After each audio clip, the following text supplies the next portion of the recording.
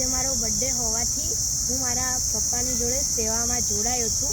મારા પપ્પા રોજ અહીંયા આવે છે અને ચકલાને પાણી પીવડાવે છે. આ હંસપુરાના જંગલમાં મારા પપ્પાને 15થી 20 કુંડા લગાવ્યા છે. તો તેથી તે મારા પપ્પા દર 2 દિવસમાં મારા પપ્પા અને મારી મમ્મી કુંડા ભરવા આવે છે.